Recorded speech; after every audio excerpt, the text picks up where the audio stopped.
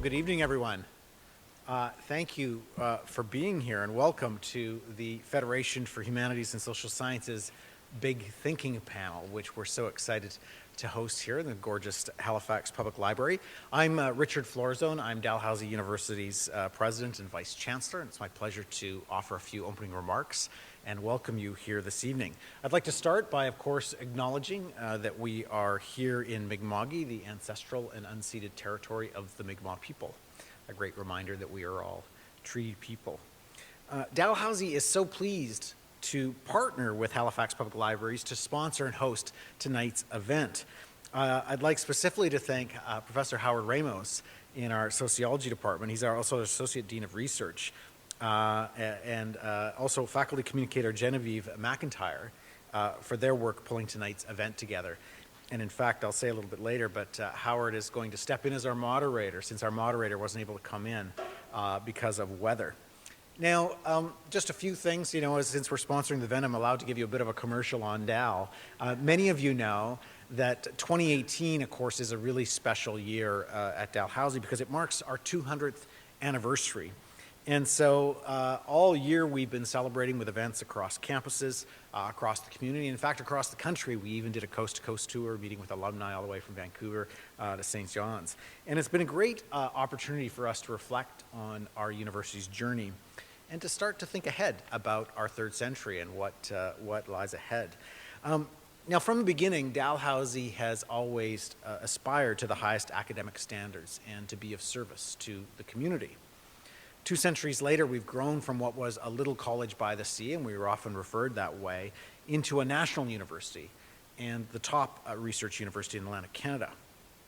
Now, of course, as a research university, Dal is committed to research excellence in all disciplines, and I'm so glad that we are demonstrating that commitment tonight by partnering with the Federation for the Humanities and Social Sciences to explore a pressing issue facing our society. And what a great topic. I'm personally really interested to hear the thoughts and the discussion and your questions tonight, because tonight's panel discusses the social impacts of artificial intelligence, and specifically the role that humanities and social sciences will play in identifying the legal, ethical, social, cultural, and policy issues that we must consider in response.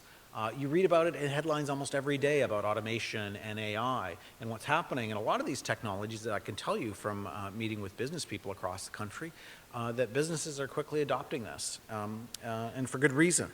But we have to wrestle with these broader, as I said, social, political, and cultural issues. Some of the most important questions to consider are how this new technology will affect people's everyday lives, for better or for worse, and what we should be doing now to prepare for it. Now, our scholars in the humanities and social sciences at Dal and SMU and other universities you'll hear from this evening from across Canada are very well positioned to answer these pressing questions, which aren't just technical.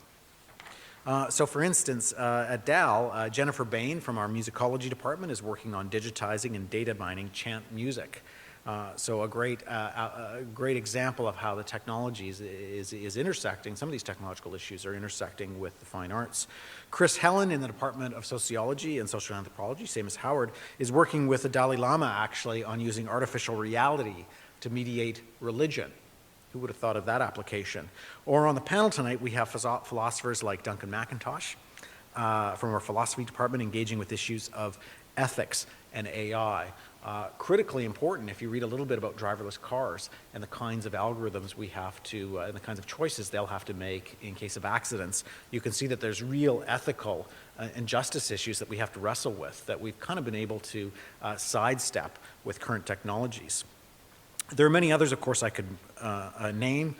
Dalhousie recognizes the importance of humanities and social sciences in navigating these transitions that come from technology and AI.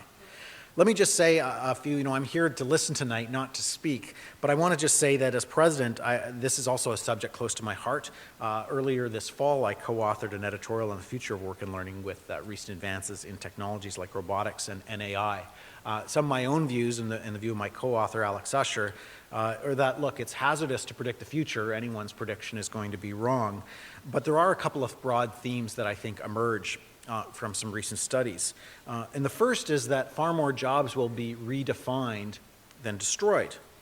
So if you look at a lot of the recent projections, what they show is that fully half of the paid activities in today's global economy could be automated with current technology, but really less than 5% of occupations can be fully automated away because of the complex mix of tasks within any one job. It kind of fits with our experience from the last decade or so when we see how much these tools have even changed the way we work. So our jobs are changing, but not necessarily being eliminated. The second is that, the second observation, and I believe this one quite strongly, is that with the rise of the machines, the skills of the future are those that make us the most human. It seems kind of counterintuitive, but it actually makes sense. Employers, of course, will continue to seek specific technical skills, but the skills in demand will be those that the machines have the hardest time replicating. Collaboration, communication, compassion.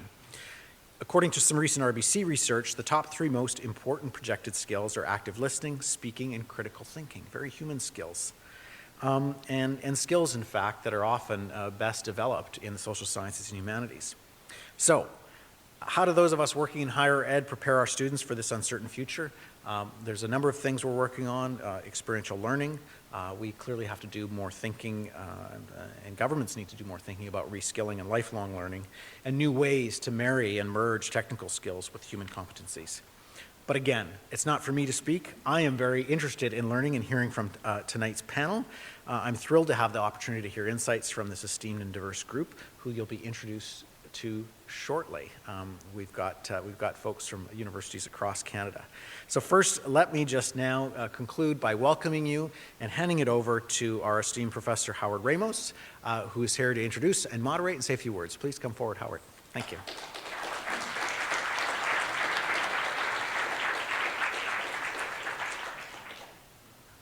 Well, thank you everybody for making the time to come in such windy weather.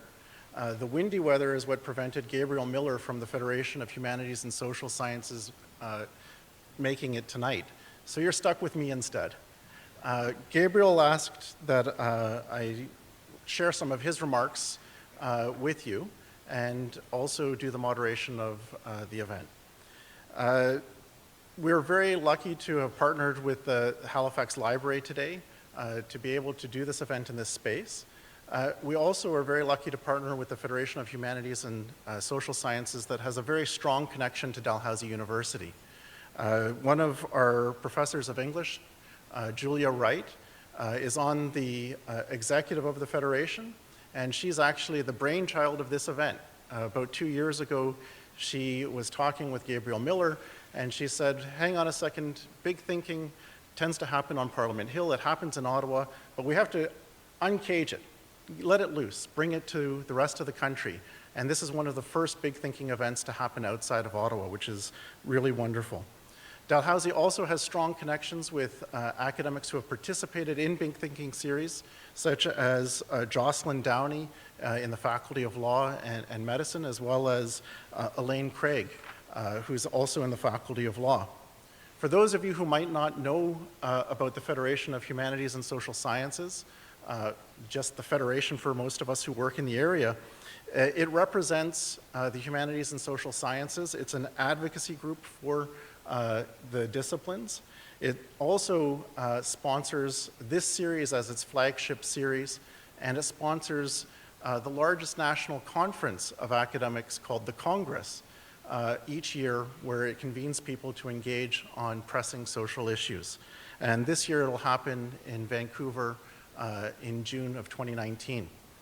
The Federation's mandate is also to advocate on how humanities and social sciences can help us understand the most pressing and challenging problems of our society. Often people think of the problems that we're facing, they may look to STEM, they may look to these kind of areas and forget to look at how humanities and social sciences can contribute to the dialogue.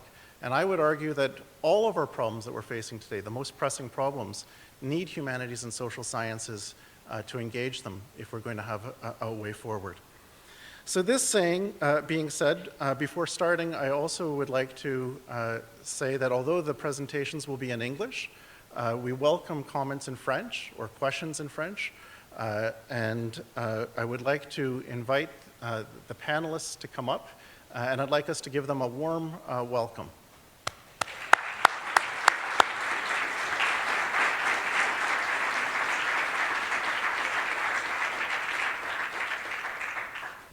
So given that I'm the pinch hitter, and as those of you who know me know that I'm a bit of a slacker, rather than me introduce the panelists, I'm going to ask the panelists to introduce themselves, starting with Teresa.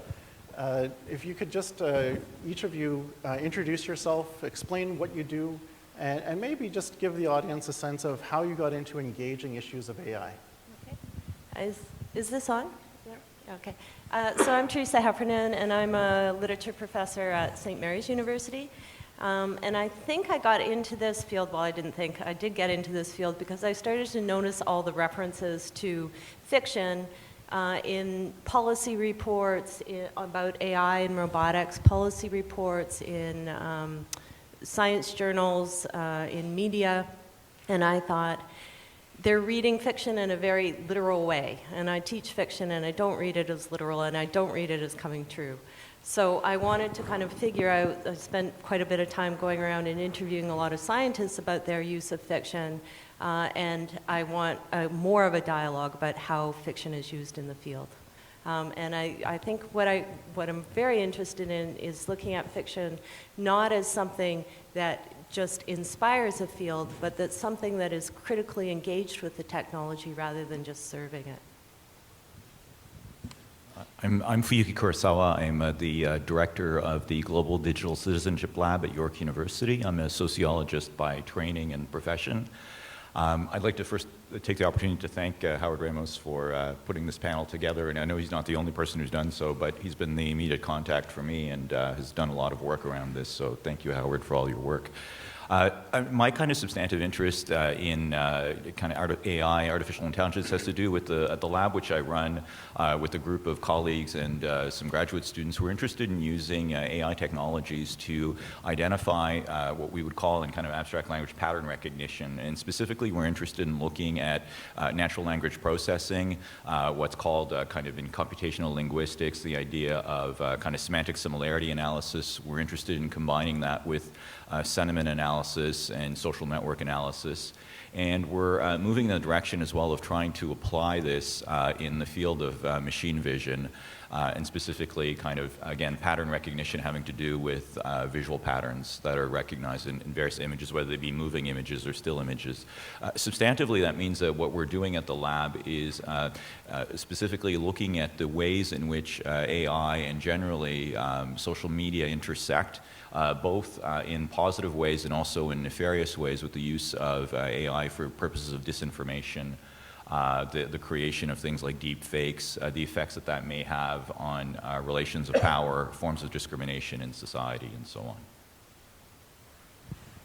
Hi, everybody. My name is Ian Kerr. I hold the Canada Research Chair in Ethics, Law, and Technology at the University of Ottawa. And let me say it is great to be here at the Public Library, which is exactly where this event should be, but also in the land of Dal, which is one of my favorite Canadian universities, and the place where one of my favorite law schools, the Schulich School of Law, so many great colleagues there. And it just needs to be said, in case people from this town and across this campus don't know just how well regarded that law school is and how my colleagues, some of whom are in the room tonight, how great they are. So it's great to be here.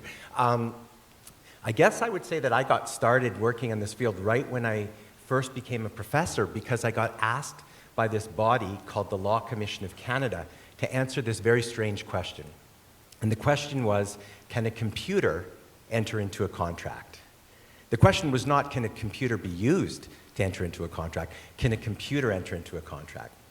And what you have to think about at that time, 1998, was sort of the heyday of the internet, and it was a time where everybody was starting to think about automated electronic commerce. And in order for things to drive e-commerce, it was necessary to understand this idea that there might not be a human being on the other end of that transaction. As a contracts law professor, this was a crazy question, right? Because what is a contract? A contract is an agreement between two people. And so how can a computer enter into a contract? So that work sort of got me involved with an international group at the UN, where we tried to figure out how to write attribution laws to understand how to deal with situations when computers are used to enter into contracts, and what it means to make those contracts enforceable. Since then, I became interested in what I guess I call the human-machine merger. At one end of the continuum, we're putting machine parts into people, and I teach a course called Building Better Humans. At the other end of the continuum, we are giving human attributes to machine, for example, the ability to enter into a contract. So I've been thinking about these issues for a long time. I teach a course called Robot Law, and I'm excited for the discussion with everybody tonight where we sort of bust this wide open and talk about the broader social implications. My name is Duncan MacIntosh. I'm a professor of philosophy and chair of the philosophy department at Dalhousie University, and I'm also a member of the executive board of the Center for Ethics and the Rule of Law at the University of Pennsylvania Law School. As a philosopher, I've been interested in artificial intelligence forever because philosophers study, amongst other things, what is the nature of the mind, what is the nature of intelligence. And they've had a lot to say about that. One of the things maybe to bear in mind here is something that the philosopher Dan Dennett said, which is if you're going to explain consciousness, you have to explain it in terms of things that don't have it. Otherwise, you've just explained in a circle. So the homuncular theory, you have consciousness or you have a mind or you have intelligence, just in case there's this little thing in your head that has consciousness or has a mind or has intelligence, or just in case there's a soul in you given to you by God that is conscious or has a mind or has intelligence. You haven't explained anything. You're going to have to explain it in terms of things that don't have any of those things. The neuronal activity of the brain, the relationship between the brain, the body, and the world in which it behaves. Lines of computer code. This is where the explanation for these sorts of things are going to have to come from. And these are what encourage us in the method of exploring the nature of the mind and intelligence, which is trying to simulate it on a computer, trying to build one of these things, reducing it to an engineering problem. If you can build one, you understand it. More recently, I got interested in this because I got recruited to this think tank, the Center of Ethics and the Rule of Law, and the very first conference I was at was on whether or not we ought to automate warfighting, whether or not there should be killer robots. It was a conference on autonomous weapons systems. And the defense industry, of course, is very interested in this because there's a fortune to be made in it. The military is interested in it for obvious reasons, preparing to fight the next generation of wars. We should all be interested in it. And the particular problem that appealed to me about it was this. Modern warfare is amazing. It's very unlikely, if you're an American soldier, that you're going to get killed in combat. That's not how you're going to die. You're going to die from guilt when you kill yourself after having PTSD. And so there's the interesting question. Suppose there is such a thing as a just war, and suppose at some point somebody needs to be killed. Somebody's got to do this horrible, hard thing. And suppose if a human does it, there's a really, really good chance that they're going to experience such horrible, crippling guilt from it that they'll kill themselves. Well, suppose instead we could morally offload that onto a machine. Give that job to a machine. I think in terms of Brave New World, that novel that Aldous Huxley wrote about 90 years ago, in which he imagined a society in which each person was genetically tailored to play a certain role in that society with complete happiness and fulfillment. So janitor, loved being a janitor. University professor, loved being a university professor. The novel was a disaster, or it predicted a disaster, because you couldn't knock the human out of these things. So people at different strata would aspire to be at different stratas, and the whole thing fell apart. But the prospect of artificial intelligence offers us the possibility of imagining something that's human, minus or plus something, minus the capacity for guilt, but still with the capacity for moral discernment so that it'll kill the right people, or plus a greater level of compassion, or with a greater impartiality when it comes to making moral decisions. So that's why I'm so fascinated by this puzzle. Wonderful. So we have an English professor, a sociologist, a law professor, and a philosopher. You'd think it was the setup for a joke, but no, it's the setup for a wonderful discussion. What I'm hoping we can do is maybe talk for about 30 minutes and hopefully get you excited to be part of this conversation, and that we can take the conversation and open up to the audience as well. So to get the ball rolling, I'm going to ask the first question to Teresa, just because I think it's important for us to get a kind of sense or a bit of an agreement or a disagreement on what exactly is AI. Everybody's talking about it. It's quite fashionable. I see it in the TV and news and the internet. What is this thing, AI? So I'm going to go back to the beginning of the definition, which was 1956, and it was a guy named John McCarthy, and it was a workshop at the Dartmouth School, summer school. And what he said was about AI so this is important because I think that it's important to go back to the concept of it. So the conjecture that every aspect of learning or of intelligence could be so precisely described that in principle a machine could be made to simulate it. So that's the conception, that's the idea behind AI. So that was 56. A lot of hype around it at the time. went into various kind of winters, as the AI world talks about it, where the hype didn't, you know, it didn't live up to the hype. And I think it's, and McCarthy himself later came to regret that term, even though it's kind of become gospel in the film, in the field, that idea of being able to precisely, a machine, you know, being able to give these instructions to a machine that would somehow simulate human intelligence. He came to regret it before he died. And what he wished he had called the field, and I think this is another important point, is computational intelligence. And computational intelligence is a much better description of the field, and it really kind of qualifies it and limits the type of intelligence that artificial intelligence involves.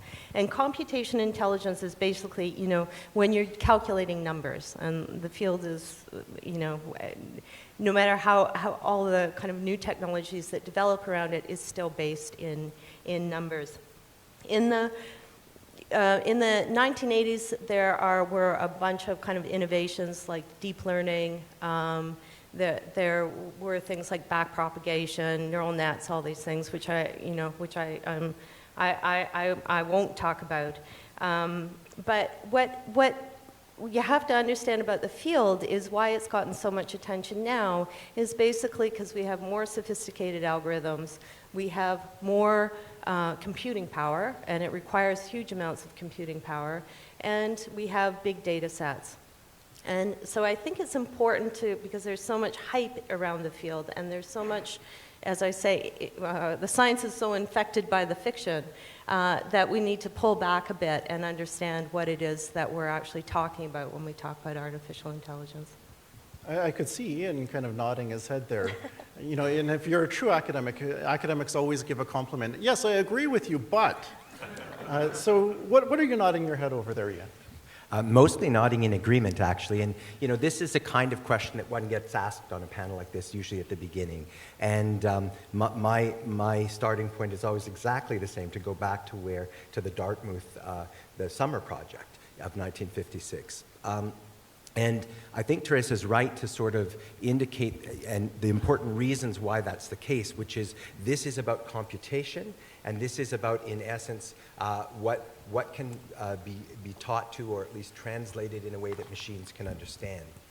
And I think it's important to ground the discussion there precisely for the reasons Teresa says, which is so that we don't get caught up in this fiction that goes with this overwhelming tendency we have as people to want to anthropomorphize the machines.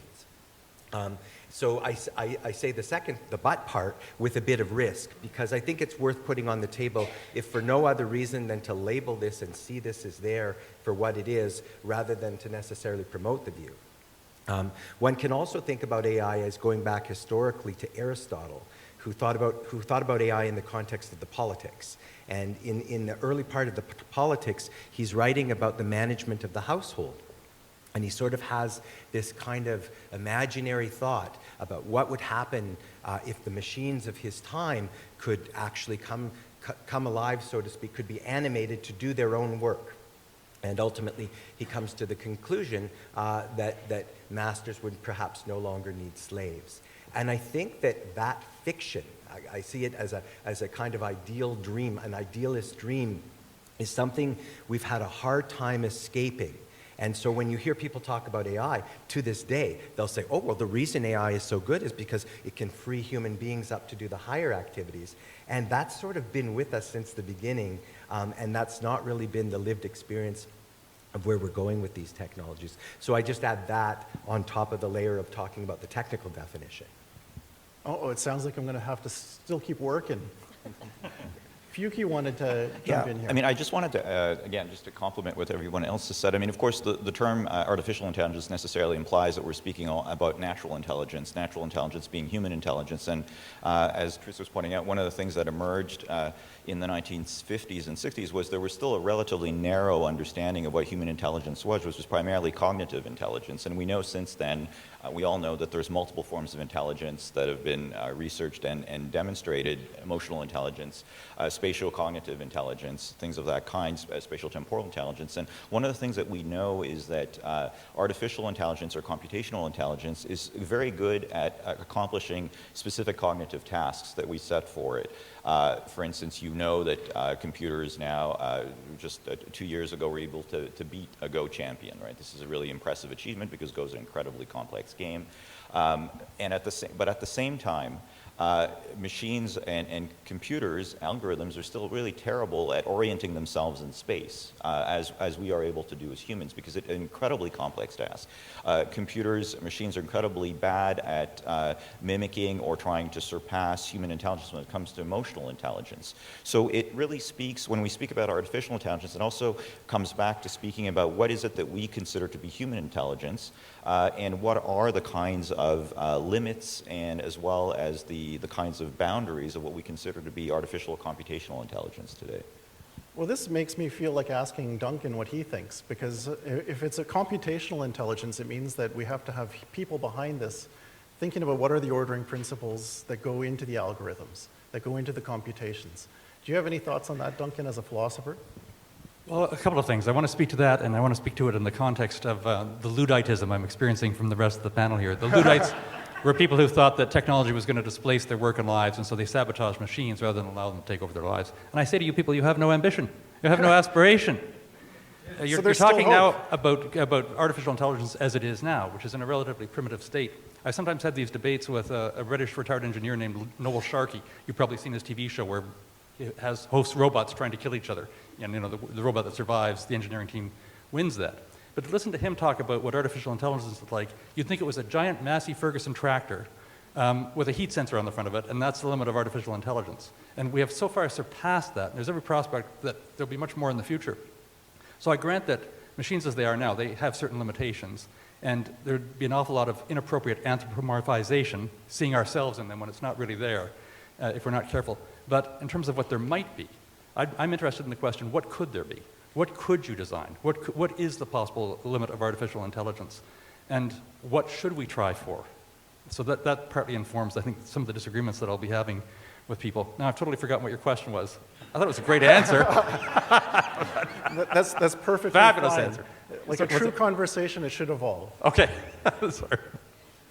Well, talking about projecting future, this makes me think of the role of fiction and science fiction and literature. Do you have any thoughts on what that can speak to in terms of our projections? Well, that's what I would say. The literature, something I teach, has never been about projections. Science fiction is not about projections. They're not prophets. People who write, books, these are about defamiliarizing the present. And so that you have another way of kind of thinking about the concerns of the present. So when I'm talking to a lot of the scientists or AI people, they'll say things like, well, I saw Star Trek when I was 12, and I thought I would like to build a robot like R2-D2. And I say, look, that's like saying, studying animals and then deciding that the Lion King is your model. There's a difference between fiction, and by definition it is fiction, and the world that we live in. And so I think fiction is always about negotiating what it is to be human. And, sci-fi is a great place to do that. But it's not literal, and that's what I keep pushing back on, this idea of kind of predictions about the future based on literature. And I can see that Ian wants to jump in here. See, it seems always and Fuyuki too. after Teresa, I'm ready to jump in. But yes, well, I guess first of all, I'll just say that calling me a Luddite, although perhaps intended in a pejorative sense, is one I actually take as a compliment, because Ludditism subscribes to a particular humanistic value set, some of which I don't divorce myself from, even though I too am enamored by the possibilities with respect to these technologies.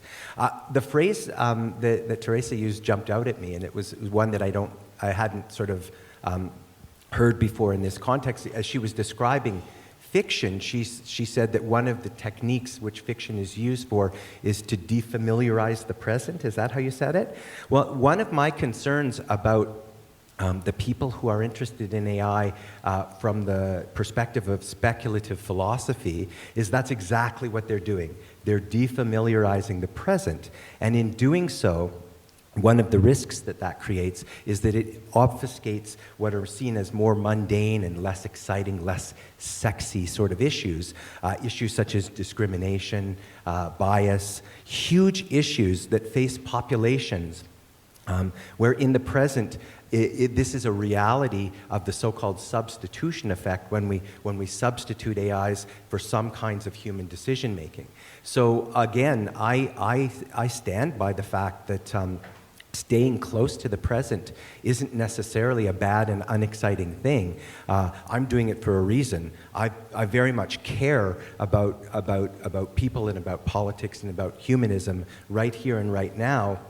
And if that doesn't grab some people's fancy in a particular way, all the more to it. I could see that you wanted to get in, Fuyuki.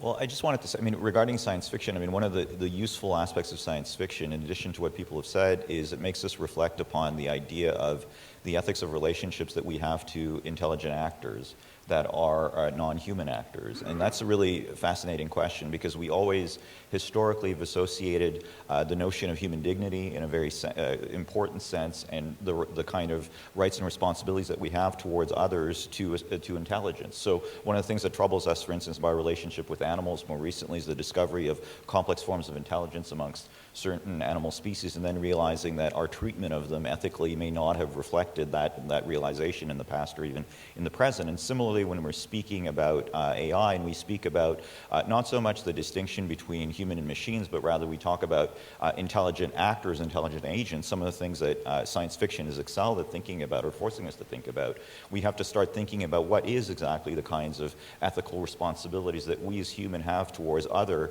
intelligent actors, whether they be human or non-human. And that's a really fascinating question. I think in many ways that fiction, and science fiction in particular, has compelled us to think about in the past and the present. So. I could see Duncan nodding his head there. Do you have just a yes, or do you have a yes but? I'm in broad agreement with a lot of the things that are said here, but I don't know that they're incompatible with what I was proposing.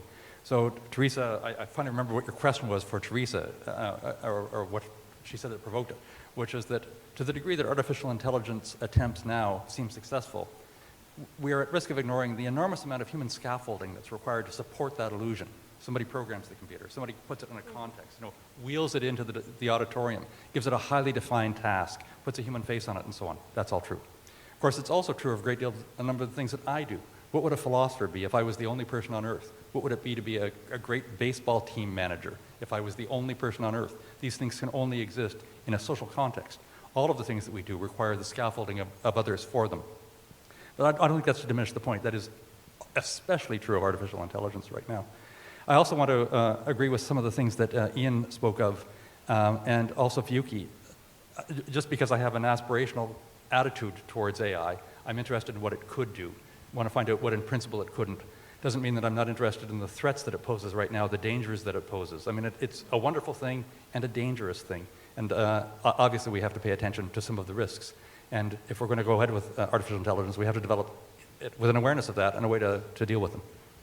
Well, let us probe that a little bit further, because this is a natural segue into the whole point of this discussion, which is, what are the social and cultural implications of AI that we need to think about, that as people in the humanities and social sciences, that we can offer as insight for people to begin having this discussion?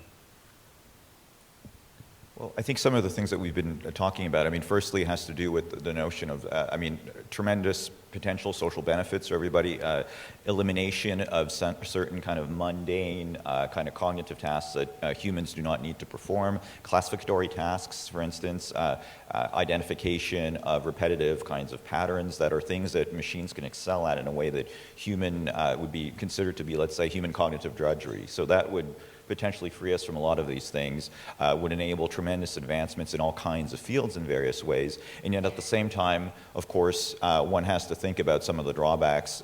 So one of the things that we've been researching at the lab where I'm at York is the emergence of new forms of discrimination, new forms of inequality that are enabled by AI. So we know that as soon as any technology is invented, it's always going to be, if you want, forked or subverted by actors in various ways those that have nefarious or malicious purposes in various ways. And this is not by any means to say that as a result of that we should dismiss AI or we should be scared of it. We should embrace it, but we should also be aware of those things. So new forms of inequality that emerge out of AI, for instance, the fact that there's what researchers have been calling things like algorithmic redlining or algorithmic racism, algorithmic misogyny that's embedded within either the actual algorithm as it's coded, as it's written, the script, or the data that is fed to train the algorithm, which itself reflects a series of historical forms of discrimination around racial inequality, class inequality,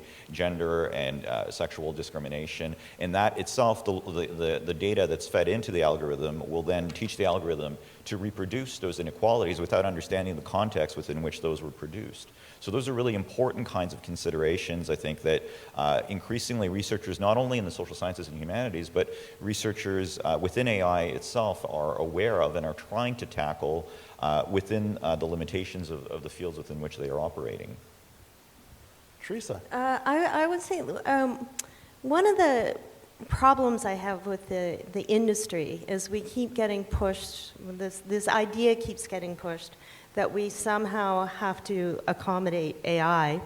And what I would like to do is, rather than think about how machines are like humans, rather to kind of unravel that and think, how are we different? How are humans different from machines? And I would say there's when I'm kind of talking to people in the field of AI, often you get these kind of metaphors, and because I'm a literature person, I'm interested in metaphors, but you get these metaphors happening where someone says like, oh, that childhood is just like a big information processing experience.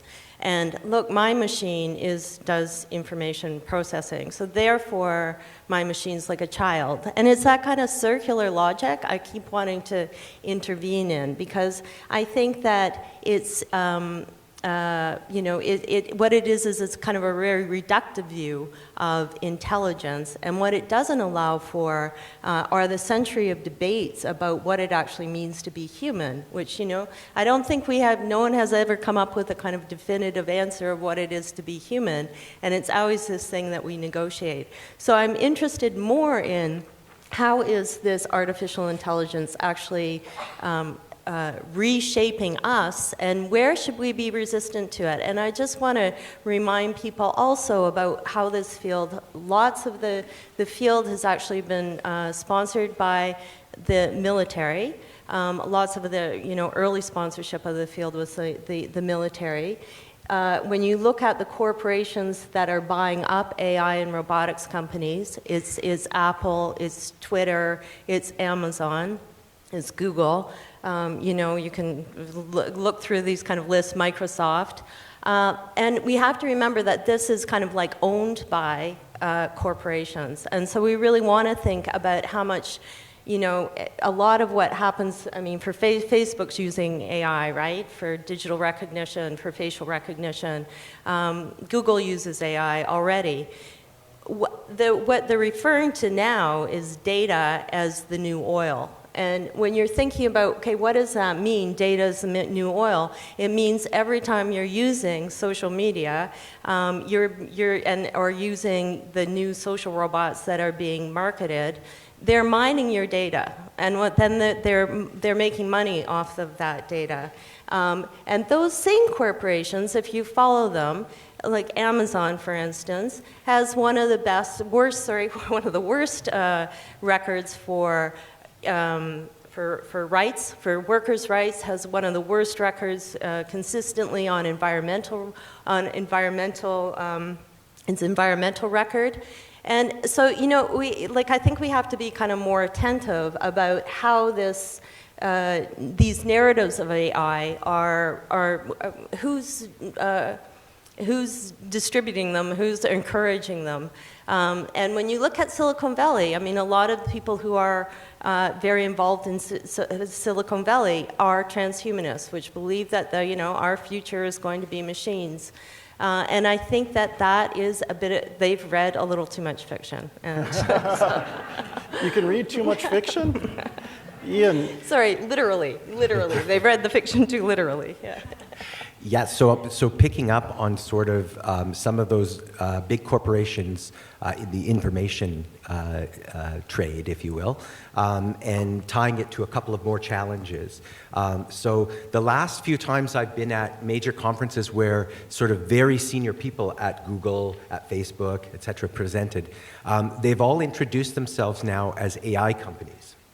And there's a reason for that. It's because they're sitting on more data than anybody else. And a lot of machine learning requires big data sets in order to generate the algorithms that produce effective outputs.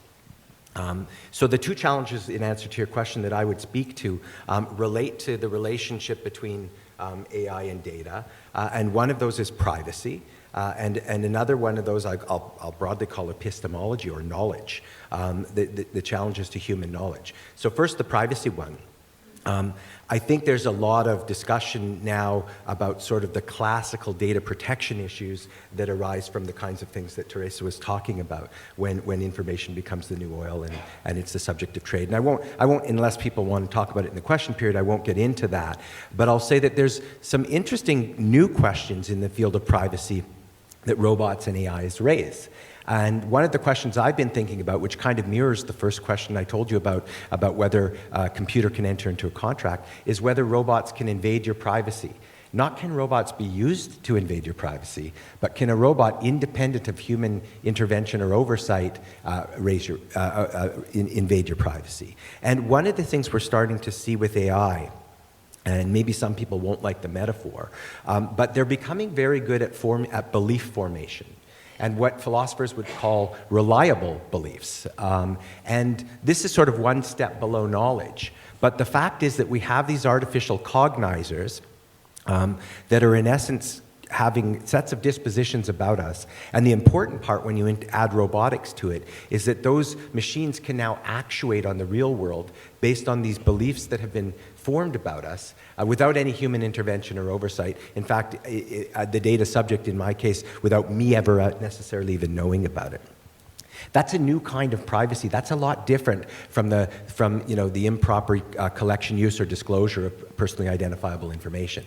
This is a different problem. It's a new problem, and I think we'll see challenges as a result of the fact that these machines can, so to speak, do things on their own. And I don't mean the belief concept to be literal, but I think philosophers would have no problem with this idea of reliable belief formations in robots. The second one is I think that we'll see some real challenges to human knowledge production. And one of my recent articles with colleagues Michael Frumkin and Joël Pinault, who's one of Canada's best machine learning scholars, is about medical diagnostics. And as Duncan was pointing out, we're at a point where some of these diagnostic tools actually are outperforming humans in a very narrow range of diagnostics, for example, spotting tumors, because machines are very good at recognizing patterns. And so one of the things that happens is, and what we've been studying is, what happens when you add the law to that? And so our existing medical malpractice law, we have argued, will work in such a way to pressure hospitals to choose a machine decision over a doctor decision, especially in cases of disagreement, but will generally start to move towards having machine-based diagnostics. And part of our concern is that if you think about one or two generations of medical data that's only been procured by machines, produced by machines, it gets harder and harder for the humans to stay in the loop, not because anyone's taken them out of the loop, but because they literally can't understand what the machines have decided, because the machines aren't using science or theory to decide those things. They're using pattern matching in ways that humans can't understand. So in addition to the privacy concerns, I think we also have to be concerned about things like medical epistemology and whatever professional fields we start depending on machines too much. And so the right metaphor, if you want to ascribe this as a worry, at least this challenge, is not this uprising of machines. It's not the Terminator, right? That's not what it is. It's more that we give over our own, we create dependencies that we can no longer, do for ourselves. So we have to really think carefully about how to respond to both of those challenges. Fuyuki, your lab deals with trying to parse out language and nuance with some of the algorithms. Where do you think things stand, given where, this trajectory that Ian just raised, in terms of how far away are we from this? Is it going to be a slow creep, or is it just around the corner as far as you might think? Well, okay, so some of the great advances right now that are emerging in the field of computational linguistics, and I'm by no means a computational linguist, so if there's anybody in the room here, please feel free to correct me on this, but just from reading the most recent kind of things in the journals around this, and the attempt by our lab to apply some of this and to push the field forward has been they've been quite tremendous, because there's the capacity to really, in many, many ways, to be able to to take a large data set that is relatively unstructured and to be able to identify what's called in the field these kinds of SVO pairings, so subject-verb-object pairings, in ways that you're able to break down sentences into its various parts and then to understand meaning in a way that is related not only to the internal functioning of or meaning in the sentence, but contextually in terms of a larger corpus or corpora to which you're referring to. Where there are limitations, however, is twofold. First of all is what we call the kind of automated attribution of sentiment or intention onto particular sentences, where the machine is not necessarily, or let's say the algorithm is not necessarily very good at being able to parse out relative meaning. So an example that I was, I think, giving to you today, Howard, was, I like dogs, but I hate cats. So that would be classified as actually, in terms of sentiment analysis, a negative sentiment, because hate is trumps or is stronger than like. So on a scale of 1 to 10, let's say hate would be a 10 in terms of negative sentiment, and like would be, let's say, 6.5 on a positive sentiment. So you'd have actually, however, more accurately, you have to be able to balance out, and we as humans, when we read a sentence like that, we understand that there's an expression of two sentiments, so there's a kind of ambiguity. The algorithms are not necessarily very good at this point at kind of being to parse that out accurately. And the second thing, and it's one thing that's been stumping computational linguistics for the last 30 years, is the inability to deal with the kind of main, one would say the main form of duress that exists online on social media platforms, which is irony and sarcasm. So the ability to be able to tell when someone is actually being earnest and when they're speaking in literal and when they're not. And so in particular, literalism is one of the great limitations right now that you find in computational linguistics. And one of the ways in which people have been trying to solve this, I know some people at Microsoft Research have been trying to do that, is not by actually only studying the literal sentence, but looking at how the person who's uttering the sentence is connected to others within a particular social network. So in other words, you can detect whether a person is being literal or is being sarcastic or ironic, not by the meaning, by the sentence itself or the meaning that is demonstrated in the sentence, but rather by the other people to whom this person is connected. And you can figure out that if somebody is, for instance, cases that we're studying, is pretending to be feminist but is in fact a kind of neo-masculinist misogynist, you can detect it not by saying, I think feminism is great, but rather by actually looking at to whom that person is connected in their social network. So whether it be on Facebook, Twitter, Instagram, and things of that kind. So it's one way to do so, but again, it requires not actually understanding or studying, the sentence itself or its structure, but rather something else, which is social networks and social connections. So it both points to the possibilities and the limits that we're finding right now in this kind of very specific field of analysis. Teresa. What's the Oh no, you're looking at me. I thought you were going to add into what Fuyuki was saying. No, I could talk about creativity. That would be great, actually, yeah. One of the questions, I don't know if you've seen it, recently there was an art on auction, and it was the first art by AI. And there are a lot of attempts, or there's a lot of marketing out there now of these creative computers, or creative robots. We have robots that sing, we have robots that dance, we have robots that conduct music. And so I was kind of curious, as someone who works in the field of literature, how is creativity being defined? And I went back to look at some of the models, and it's like, well, if there are two unlike things, and you put them together, then that's creative. And I thought, well, when I'm teaching literature, I'm teaching about the kind of particularity of things. I'm talking about, responses to kind of social, cultural, historical moments there is no way that you're going to tell me that the robot that is merely kind of combining two unlike things together is creative in any sense of, like a human is creative.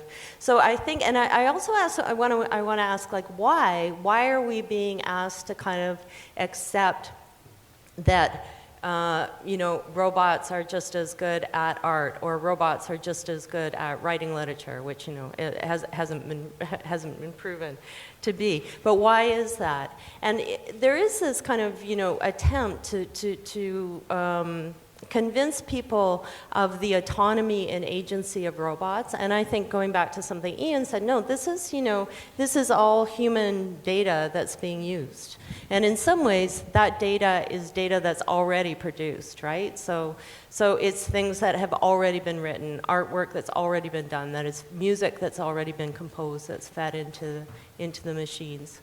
And I think it's just, important to kind of like step back and start asking different questions. And one of the questions I'm always asking is, how is this industry using fiction to kind of, the lens of fiction to kind of market the technology?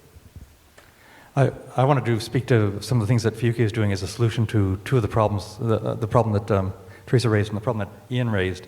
Ian's done some wonderful work on what he calls the problem of relinquishment, which is when we relinquish control to an artificial intelligence. So relinquish medical diagnosis to an artificial intelligence, or relinquish moral decision-making, any kind of expert decision-making. That would be bad if we're not doing it for good reasons.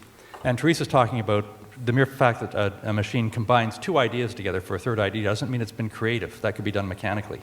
But the kind of work that Fuyuki is doing may solve both problems. Suppose you actually do manage to produce a semantic engine, something that can understand utterances in context, can disambiguate sarcasm from something that's serious, can disambiguate malicious use of terms from positive uses of terms, can distinguish between a Nazi and somebody teaching about Nazism. It can do all of that. It would follow, once it was able to do all of that it could probably track arguments, reasons for believing things. It could probably give arguments, justifications for believing certain things. And once it can do that, we have a solution to your problem and your problem. Suppose you say to the device that's diagnosed breast cancer, why do you think this person has breast cancer? And they're able to give you the reasons, because of this node, that calcification, this density here. And now it's not just, oh, we don't know why it's doing it or how it's doing it. It can show us its work. Likewise, if you try to produce something that will help you solve moral problems, and this thing comes up with moral answers, an answer to a moral problem isn't going to be, 35. It's going to be, you should do this because, and it can give you reasons. And suppose a computer could give you the reason why it combined these two things into this third thing. I thought it would be cool if I put this together with that because this would express, and so on. So some of the things that I see as aspirational and that are in progress right now might give us some reason to be less concerned about relinquishment and have more faith in the possibility of artificial creativity. Can I just respond briefly to that? Because I think that, when you're thinking about the coding that's already out there in the world, what we have is a lot of old languages, a lot of new languages coming on, new computer languages. What you're getting is tanglements of code. You're getting what they refer to in the industry as spaghetti code. And, it is full of errors, but it's also, when you say, well, it will be able to tell us how it made that decision, I think that that's the kind of illusion, because already you're finding that what we don't know is how an AI arrived at a decision. And short of kind of reverse engineering of it, some of that's going on. But there's a lot of, even if you look at the AlphaGo example, for instance, you can't really say how it came to this decision.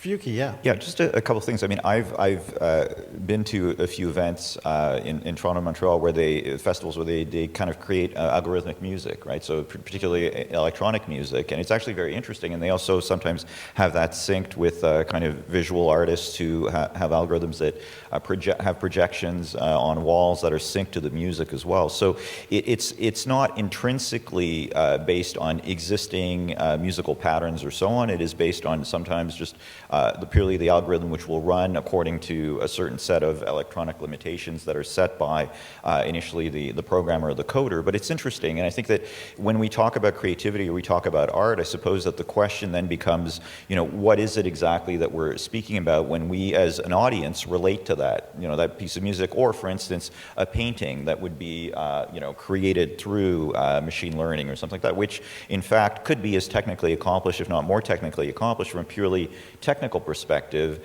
as would be something created by a human. But it also asks us fundamentally the question is, what do we consider art, what do we consider creativity if there's human consciousness and human will and human subjectivity behind it, which is part of what makes us relate to a work of art, find it moving, find that it is brilliant, find that it takes us somewhere where we didn't think was possible. It's partly because we understand that there's a human consciousness behind that, but maybe it's the case that over time we'll also experience that when we see machines producing art, not necessarily based on existing human patterns, but on a kind of aesthetics that algorithms will develop as being themselves a form of beauty, of aesthetic beauty. So we know, for instance, in coding, they have a kind of implicit notion of aesthetic beauty, which is not about what we consider in art to be beautiful, but it's about efficiency. Right, so a code that is more efficient in terms of it being shorter and more elegant as a means to arrive at a particular, at solving a particular problem is considered to be better, and it's considered to have a certain elegance, and that's the way in which one can define also, if you want, the expression of beauty in a kind of more algorithmic way. Now, we can accept or not that particular definition, but it does push the boundaries of what we consider to be aesthetic beauty and creativity in ways that I think are really interesting. This has been a great discussion so far, and I also want to open this up to the audience, but so far we've basically learned it's not artificial intelligence, it's computational intelligence. We've learned that the policy framework isn't there yet, but we should get worried. We've learned that fiction is pointing us where to go, but don't take it too seriously. We've also learned that there's going to be some hard decisions coming forward that are going to involve ethical decisions and really questioning who we are as humans, but what's going to save us is that we're humans. That we're going to enter bad data, or not enter data, and this brings all kinds of interesting things for us to engage. This being said, with my really kind of weird summary there, I want to kind of open it up to the audience, because part of this is to get some questions from you. So if there's 2 mics in the front, if you don't mind coming down, I don't want to do my impression of Oprah. As I said, I am a slacker, so if you can come down to the microphone so people on the recording can hear it, that'd be great. And we already have somebody ready to ask a question. I work with web development platforms, and one of the things that I've seen quite a lot of is APIs and the ability to collect data at really any price that you could possibly get it at. Is it more of a conversation to say that artificial intelligence isn't just one thing, no one's building one, but that there's all these different forms of artificial intelligence, and that the real issue is when we start connecting the different types of artificial intelligence and what that means across actual, the social implications of what that would mean and the uses of taking something in a conversational sense, contextual sense, if you will, and applying that to really large issues. Yeah, we can't hear you. Oh, sorry. Can you hear me? I hope the panelists heard. Okay. Maybe in answering, if you don't mind kind of giving a summary of the question very briefly and offer some reactions. So the question is what happens, I think, the question was what happens when data collected by and manipulated by one artificial intelligence is co-opted for another artificial intelligence, perhaps to a different purpose. So one example would be facial recognition software. How great. You can look at your computer and it turns on automatically. You don't have to type in a code or anything. But now the military could get a hold of that and use that to find out whether or not you've crossed a border at an airport. And a malicious, tyrannical regime could get a hold of that and use it to target citizens whose opinions it doesn't like. And all of a sudden you are not safe. So that would be an example of something that would be terrifying. Anything that can be used for good can be used for ill. Any weapon you produce, your enemy can steal and use against you. So these are concerns.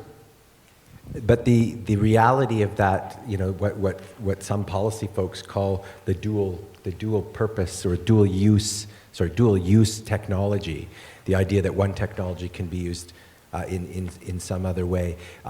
One has to be careful from to distinguish between that possibility and the idea that just because we have multiple AI uses that we are now somehow combining, that we somehow have general artificial intelligence. I don't know if you were going in that direction when you asked the question about the idea that we'd have several narrow artificial intelligences and what does it mean once they start speaking to each other.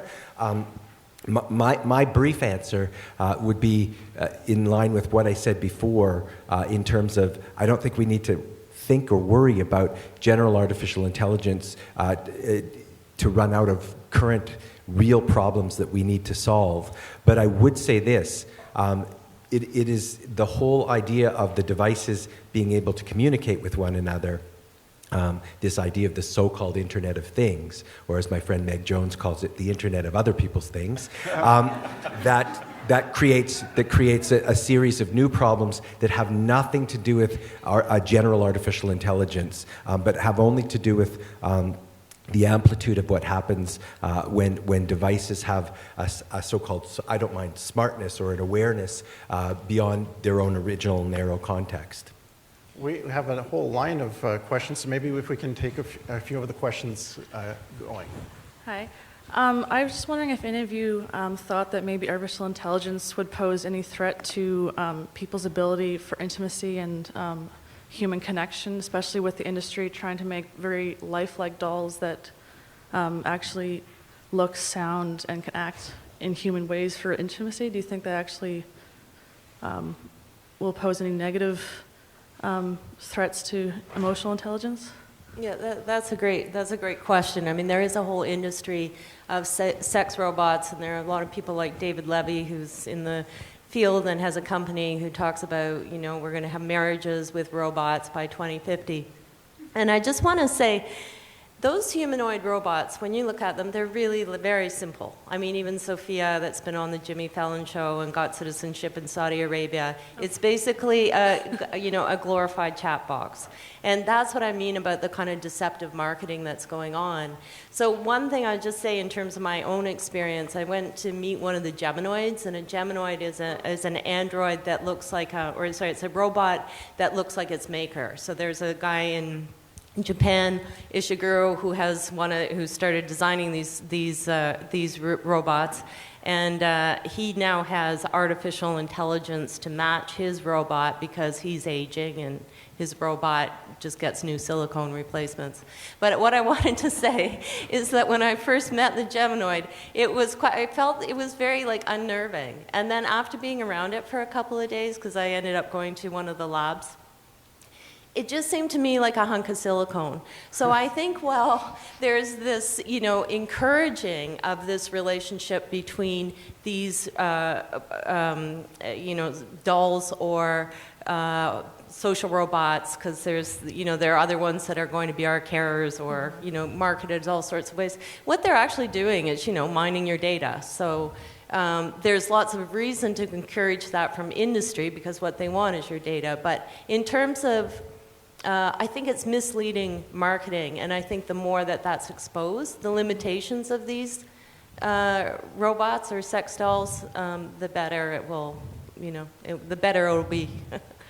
Ian and Fuyuki want to offer some insight too. I would just add to that although the anthropomorphic effect of those is limited, there's some really real consequences and harms that we should think about, not only the ones that you mentioned. I am a co-editor of a book called Robot Law, and there's a great chapter in that book by one of my former students, Cinziana Gutiu, and it's called The Robotization of Consent.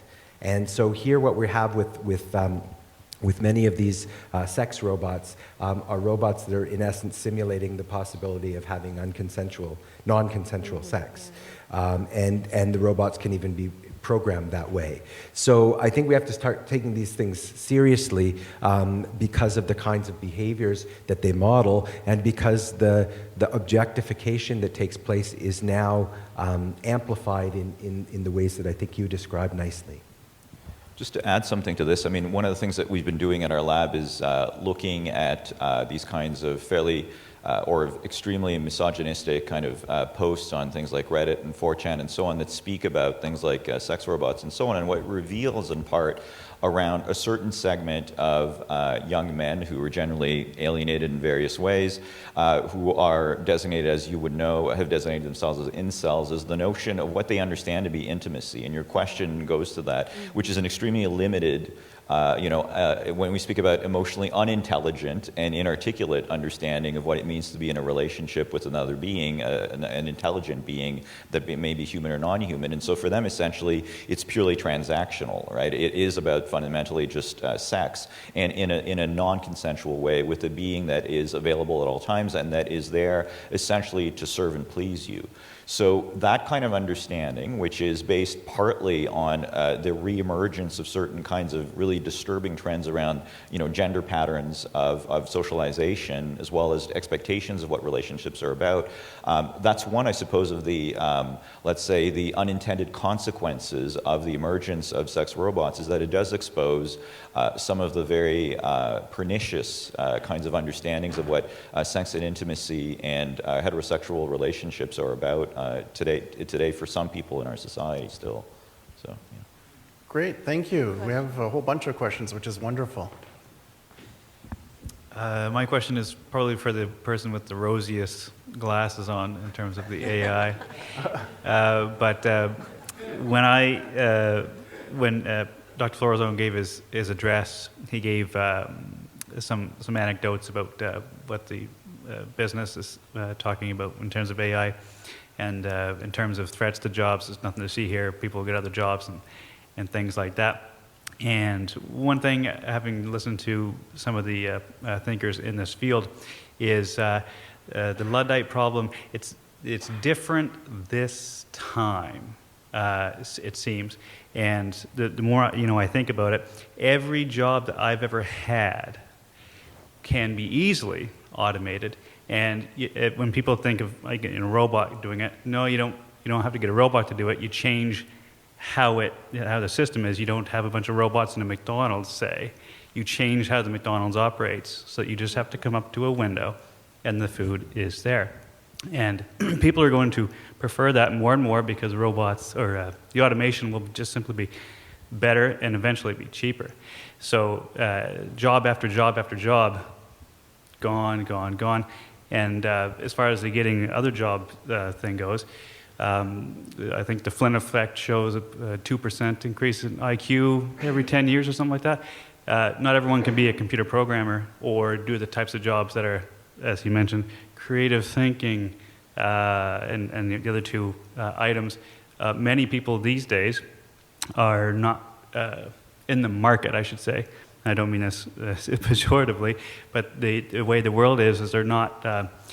There's not much more value than their body and their labor and their time, and the automation will completely, take that away from that as a marketable asset. Duncan, you got some thoughts on this? So I think I use the L word, Luddite. So I guess I'm the one with the rosiest glasses. So I'll try to respond to that. So it's absolutely a concern. Won't this outmode a lot of human beings who are going to wind up being out of work? It's fascinating to me that there has never been more tech in our society. There's never been more artificial intelligence in our society. And the unemployment rate in the United States is the lowest it's been in 60 years. Why isn't everybody out of work? And one answer may be that certain jobs will go away or get redefined, as Dr. Florazone was saying in his opening address, but there'll still be work. But suppose there isn't. Every technology brings with it unintended consequences, and we're at a point now with enough self-awareness that we can, seeing how other technologies displace various things in societies, ask what's going to get displaced, what's the cost of this technology? So the unintended cost of fossil fuel industries is global warming, which might kill us all. Well, what would be the unintended cost of artificial intelligence? Well, it might be, for instance, that people won't have work, and since they define themselves by their work, they won't have meaning. So the unintended side effect of AI might be that it kills meaningfulness in a life. And if that's true, what are we going to do about that? Maybe we can provide it in a different way. Who says you have to have a job? That's the Protestant work ethic. It served its purpose, but there are other things that a human being can do besides work. In fact, you spend most of your time not working. And the thing that will drive artificial intelligence research is the same thing that drives free trade, which is that you can produce a good cheaper. So everybody will get richer in the sense that their dollar goes farther, they can afford more goods, they can afford the goods that they get great satisfaction from interacting with. Maybe they become more artistic. These are some of the things. But I absolutely agree with you. It's a huge concern, and we should try to do some social forecasting on it. We should use all the tools of sociology to anticipate this. But we should also not assume that human nature is not plastic. It is. It can be changed. Also, we can ask ourselves, I saw this at the website Quora. Somebody asked, will all jobs be killed by AI? And somebody said, no, because anything can be a job. Unemployed people holding hands, dancing in a circle, there's a market for that if you sort of amp up the market for it, and all of a sudden you've got a new job. Or think of what happens with the Batman movies. Somebody really does a very sober version of Batman, the Dark Knight. And then what counts as a Batman movie after that is Lego Batman. Well, who would have thought there could be that? So you build on what there was in the past. So to restore the rose-colored glasses, I have some optimism that if there is a problem, it can be dealt with. We have a number of questions, so I'm going to just ask for the next question so that we can get through as many questions as possible. And I see you guys over on this side too, but these folks were waiting a little bit. So this might be more for Teresa, but it seems like in fiction there's this narrative of AI and robotics generally as having personhood or humanity or deserving of rights. And do you think that the responsibility is more with us as consumers of fiction to take that with a grain of salt, or do you think there's actually a responsibility with those that make that fiction to consider the effect those portrayals have on real culture? A really interesting question, yeah. I mean, we can look back to the kind of history of literature, and there have always been artificial life, right? And there's been all sorts of ways historically we've said, these people have rights, these people don't have rights, they're not human, they're not, the question of animals comes up. I think that, so we can kind of look at fiction and look at robots in fiction as always about that kind of negotiating what it means to be human, because we don't know what it means to be human. So you can look at some of the kind of science fiction and say, well, these are aliens, but are those really aliens, or is it just, outside what we understand to be human, and then they're good aliens, and so we have to then rethink or they're bad aliens, and so we have to keep them out. But, there's always this constant negotiation. So I wouldn't put it so much on the fiction writers, but I would say for people who are reading fiction that they understand how fiction works and understand that kind of long history of artificial people in fiction. I mean, going back to, Frankenstein, of course, great example, but yeah. Ian has a quick response. Yeah, well, just building on that, the first thing, what did Shakespeare say? The first thing we do, we kill all the lawyers. The lawyers create their own fictions as well. In fact, I wrote a doctoral dissertation, the title of which was called Legal Fictions. And a fiction in law is a way of openly pretending something isn't real with the means to solving some problem, that it has a certain utility. And since I've been working in this field, and I was mentioning it at the outset, the early solution, for example, to the question about whether computers can enter into contracts was to say that we should attribute legal personhood to the machine, so that the machine can then be capable of entering into a contract. And me and several others suggested that was a completely unnecessary fiction to enter into. So there's fiction and there's fiction, and I just wanted to mention it because I do think, I agree with Teresa. It's not on the literary folks alone. I think we have this tendency to want to attribute some of these characteristics to machines, and so it's natural for some people to take that further leap. There's some great work by a human-robot interactionist by the name of Peter Kahn at the University of Washington, and he has something that he calls the new ontological hypothesis. And what he, in essence, has done is a lot of empirical work to test people's sort of perceptions and their attitudes. And he's recognizing that whereas before we used to draw a stark dichotomy between people and machines, it's either a human or a toaster, to put it in Battlestar Galactica language, right? But now there's this kind of new ontological category. We don't really know what to do with it yet, but it's not a person, and it's at the same time, it's more than just what we've traditionally thought of as machines. And I think a lot of the discussion tonight is generated by that kind of vision of what AI is. And my own view, at least as far as the law goes, is that it would be a grave mistake to leap to the notion of legal personhood in this context because it's, so to speak, a legal solution in search of a problem. We have all sorts of ways of attributing liability for a driverless car or thinking about what responsibility means in the context of an autonomous weapon without having to go down the whole road of personhood. Great. To make sure that everybody gets a chance to get their question in, maybe what I'm going to ask is that we take the remaining questions all together.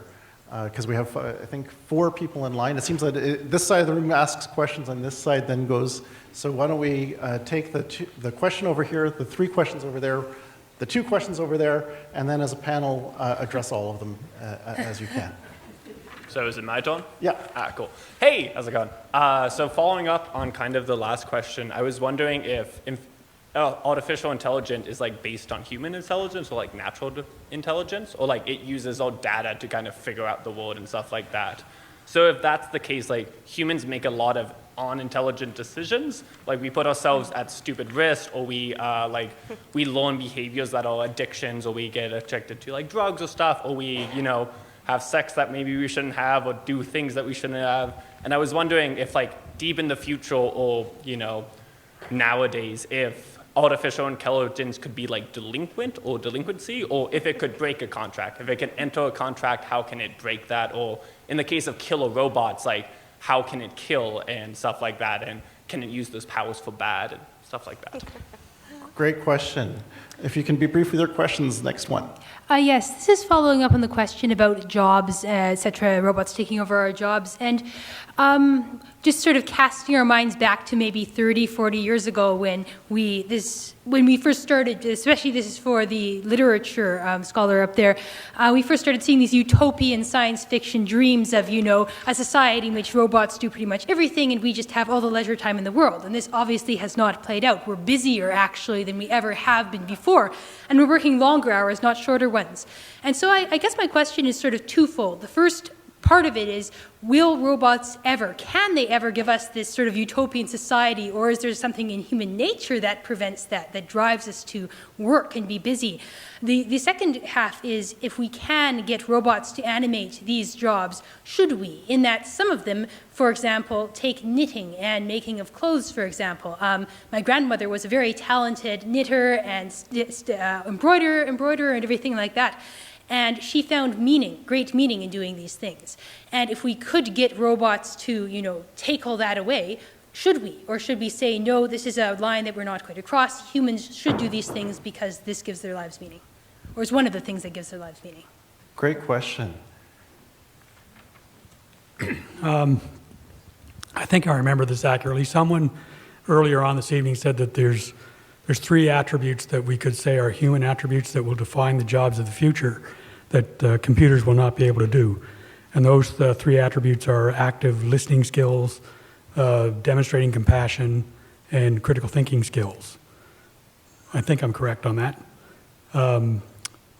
Now, I would posit that it doesn't take too much observation of the human condition to realize that we're very, very bad at teaching people how to have those skills and use them. So if they're going to be more important in terms of occupations for humans in our artificial intelligence enhanced future, what do we do in order to ensure that we actually prepare people to meet that demand in some kind of meaningful and useful way? Great question. We'll just take one more question from this side, 2 on that side, and we'll wrap it up with answering each of them. My question will be directed to the gentleman responsible for the legal aspects of AI, and the question whether robots are qualified to sign contracts. Artificial intelligence is taking over our society right now, transparently. Anyone here who goes to a bank in Canada to get a loan will be sitting in front of basically a placemat who will apply whatever artificial intelligence decision his screen will decide and give him to make that decision. So how do you qualify, and do you take into account the issue or the question of companies simply using placemat or junior individuals to make decisions that are actually carried out by artificial intelligence systems. The questions are getting tougher. Hi. I find myself feeling like I've kind of missed the boat on the whole AI thing. I just wondered if someone wanted to speak to the kind of almost desperate seeming desire that we have to assign intelligence to things. I mean, we have a computational fetish, and then we have, some machines that can do things quick. Like, this whole Turing test thing has always kind of pissed me off. I mean, what passed the Turing test today was the wind. Like, I absolutely attributed personhood to the wind to trying to hurt me on my way. It's not impressive when we think something is, magically we think it's like, why are we so desperate to give these things personhood?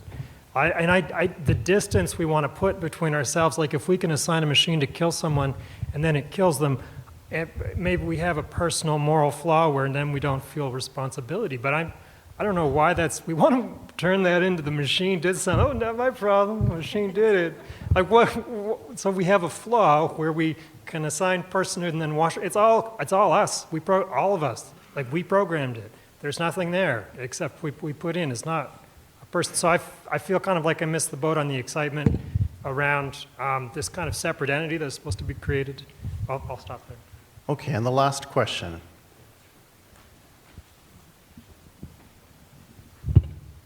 Hi, so my question is that how do you project AI is going to change how we humans interact with one another?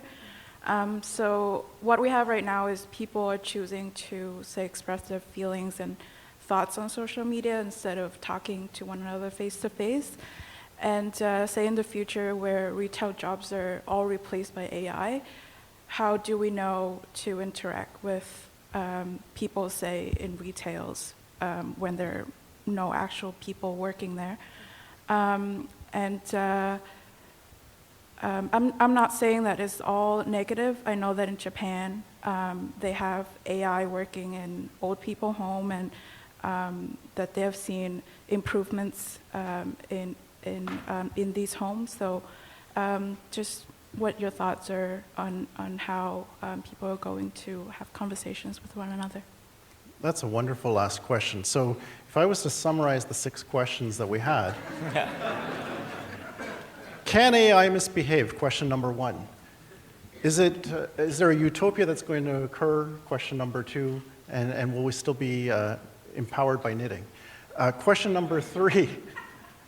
How do we prepare? And are we prepared for AI? Question number 4. Placemats.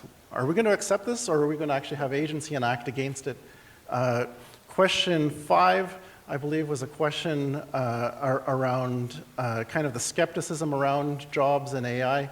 And the last question was the whole purpose of this talk, which is what are the implications culturally and socially? So if you don't mind very quickly trying to engage those 6 questions. If I misinterpreted your questions, I'm sorry, but that's my version. Maybe we'll just go one at a time. We'll start with Teresa and then end off with Duncan. Okay.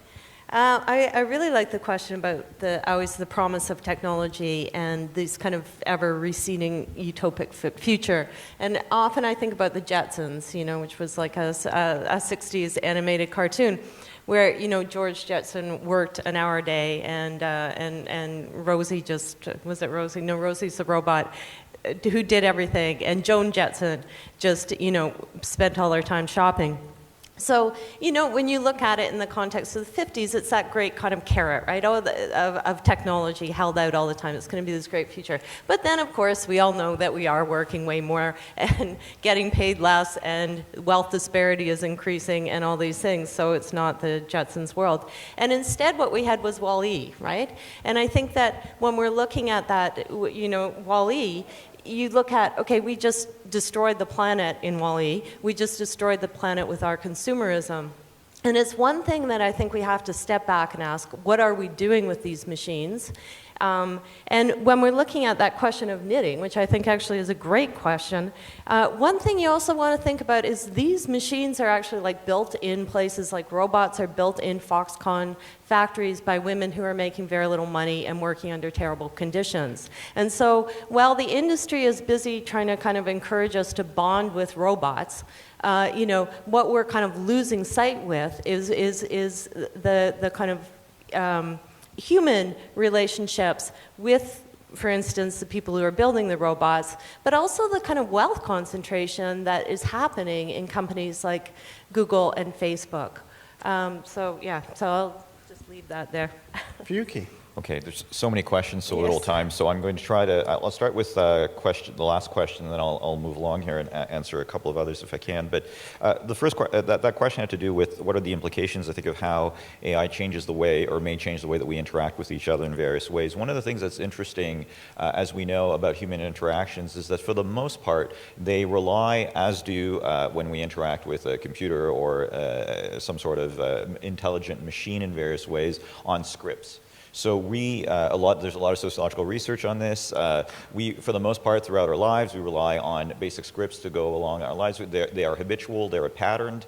So the conventional thing in the English-speaking world, hi, how are you? Well, thank you, and we move on. It's completely meaningless, it's a script. What happens then is, but one of the things about human interactions that's wonderful is that there's also kind of unpredictability. People can sometimes break the script, right? There's what's called, again, in sociological language, breaching experiments. Well, people can do this either deliberately or accidentally in various ways, and then that puts people in an uncomfortable position. So if you start telling a person how you actually feel, which in certain cultural contexts is completely acceptable, in fact expected, though it's not in English-speaking North America, that can be really disruptive in certain contexts. Now, what happens if you're used to interacting primarily with computational intelligence that relies on a set of scripts and not on throwing unpredictable kind of responses to you, is that you will be even more patterned, let's say, to respond to those kinds of conventional types of responses. And when you interact with a human who may throw off that predictability, that scripted dimension, and you're thrown into an improvisational situation that becomes interactionally risky, you may or may not have the emotional and cognitive capabilities to get out of that situation properly. So I think that's a really kind of interesting thing. This is a really nerdy way of saying we don't know what happens when you interact with a human if the person is, because humans are fundamentally unpredictable, and that may be causing even more kind of forms of unease. One last thing, I've spoken a lot already. You know, the other two panelists, I'm sure, have a lot to say here as we're wrapping up. But the idea here, that's one of the things that's interesting, is that when we speak about the assignation of intelligence onto machines or onto things, we have to make a distinction between assigning intelligence, or let's say cognitive capability, and on the other hand, assigning personhood. Those are things that are necessarily different in various ways, and one can also make a distinction between them, and particularly when it comes to issues around the ethics of this that have to do with the delegation of ethical responsibility or blame onto decision-making algorithms or machines, particularly when it comes to, I know, the issues on which Ian has worked on, having to do with life or death decisions. If you think about self-driving cars, or you think about weaponized drones, things of that kind, which fundamentally there, the parsing or the passing of responsibility onto a thing or an algorithm for making those kinds of decisions becomes really uncomfortable and ethically problematic in all kinds of ways for us as humans. That's, I don't think, something that necessarily, at least I wouldn't be suggesting as a kind of response, even though some legal scholars have presented that. So there's an element of kind of the grounding of human responsibility in human decision makers with agency that I think remains important as such.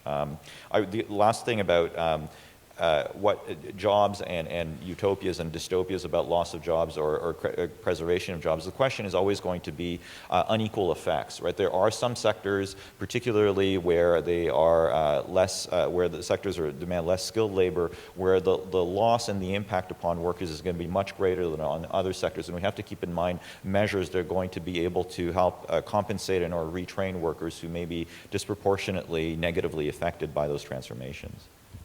Ian and Duncan, some quick reactions. Okay, so I first just want to say the panelist with the worst memory is the only one I see that doesn't have a pen and paper. That's me. And I thought I was doing pretty good until you did the recap.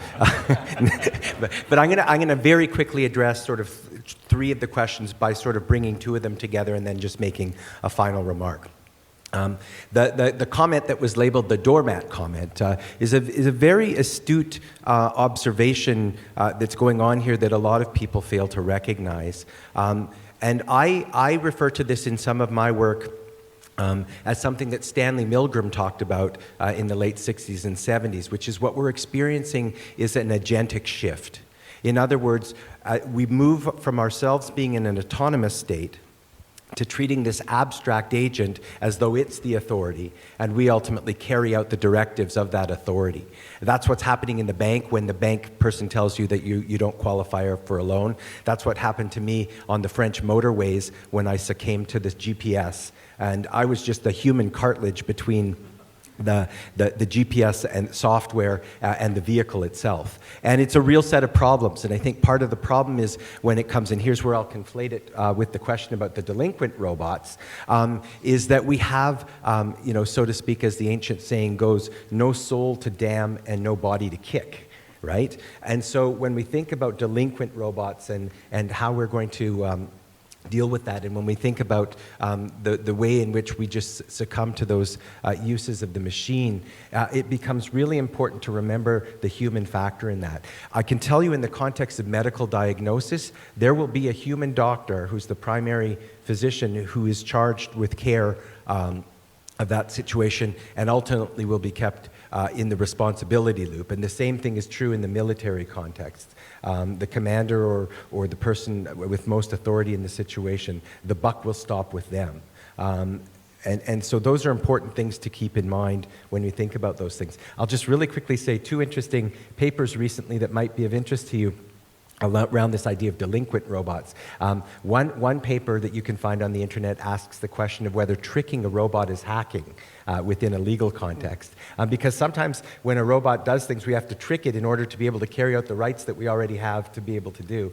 Another interesting paper asks whether what to do about revenge against robots, which is sort of the flip side of the very thing that you're thinking about. I'll end with just one comment about this question about what does all of this does, how does it change us as humans, with a quip that sort of summarizes a lot of what we've said tonight. There's a great notion by a U.S. documentary filmmaker by the name of Astra Taylor, and she talks about this concept that she calls photonomy. And photonomy is this illusion that we create for ourselves when we give this complexity to the machines, and it renders invisible all of the human effort underlying that. And she tells this story about a worker in a fast food restaurant who the person who's coming in to pick up their order is like, "Your app is amazing. It's intelligent. How did it know that the food would be ready 10 minutes early?" To which the worker said, "That was me. I messaged you." Right? And so it's, this thing of attributing all these things, that changes the way we think about our interactions with other people. I leave tonight with the most profound thing that I heard tonight being about the wind passing the Turing test. I thought that was amazing. Duncan, some quick reactions. So how can we prepare ourselves to be better critical thinkers in the future, since after AI has taken up all the jobs, those will be the jobs left, and that'll be the essential skill. AI can help us with that. For one thing, Facebook now is trying to develop artificial intelligences that will comb through posts, so are newspapers that have comment sections, and find the Russian, the person who's saying outrageous things just to piss you off and ruin your attitude towards your own democracy and make you walk away from voting. It'll be able to tell the person who's being malicious. Maybe it'll be so good that it'll be able to respond to each person and say, "You made a mistake in your reasoning at the following point. Here's what you should have said if you wanted to make your point." So it could educate people one-on-one once we get something that can solve the problems that Fuyuki is working on. Another possibility is you should just send your kids to school. I mean, go to university. And the arts and social sciences are so important because we study that exact thing. What is it to be a critical thinker? What is it to give a good reason? Will there be a delinquent artificial intelligence? Could there be? Well, why would we want to make one? And since it's only going to come about if we make it, then I would say no. Of course, somebody is going to turn artificial intelligence to a malignant purpose. I talked about that before. The wrong people get a hold of this technology. But here's something that is concerning. I don't honestly know whether it's, I talked about this earlier, what attributes it's possible to give an artificial intelligence and withhold from it. So for instance, could you teach it to be a compassionate, warm, giving caretaker? Is that a possibility? Without it also being the kind of creature that would have to go and make nasty jokes about the people it looks after all day, or would have caregiver fatigue, or would want to play a prank every now and then to blow off steam. Do you get the one if you give the other? Somebody asked, why are we so in a rush to ascribe artificial intelligence to anything? Why ascribe intelligence? Partly we have to be alert to the possibility that we may have accidentally created it at some point, because if we did, it has rights. So we have to make sure that we don't pretend that something doesn't have the same rights as you and me if we accidentally give it to them. You asked, how is it possible responsibly to morally deputize the doing of bad things? So I meet a lot of people in my think tank that have to do with the military, and I've met some generals. These are people who, however reluctantly, have had to be responsible for tens, hundreds of thousands of deaths. And at some point, they get what's called moral fatigue. They can't do it anymore. Even if each time it was a righteous shoot, each time it was justified, each time, in terms of consequences, it was a good thing. But there's only so much of this you can bear. Now, a soldier who has to kill people, he kills 2 or 3 people, and that's it. He might have guilt and want to experience suicide. Suppose the soldier didn't have to do that, but there's still some fighting that has to be done. Maybe you can deputize that to a machine that would have no guilt, and it could still make the decision. Clear out that building. You're probably going to have to kill a few people to make the rest of them put down their weapons. I leave it to you to decide who to shoot. You know, they're all going to be shooting at you. Well, then so you save the soldier's conscience. What about what artificial intelligence will do for our relationships with other people? Well, take all these cab drivers out there. Suppose they're out of work. What do they spend about 1/5 of their time doing? Talking to old people. You know, they're taking them to their medical appointments. They're talking about the events of the day, news, and so on. Well, that would be a great job. Talking to old people would be a great job. We lamented earlier that there are these sex robots, and there will be more benign versions of that, robots that will talk to lonely people who nobody else wants to talk to. I want everybody to have that possibility of a relationship, especially when I start losing my marbles and I can't really tell the difference. It'd be nice if there was a kind of a talking fuzzy toy who vaguely reminded me of a grandchild who took an interest in what I was doing and allowed me to repeat myself over and over again. This might be something they'd be really good at. Well, this has been a wonderful discussion. I think that we have really just begun to engage in it, which is a good thing, because one of the things that I would like to welcome everybody to is a reception that we're having afterwards. We'll have some light snacks and refreshments. Everybody is welcome. The panelists will still be here to respond to questions in case I got those 6 last questions wrong. So, Walelin, merci, thank you. It's been wonderful to have you join us. Please give a warm welcome and or a warm round of applause for our panelists.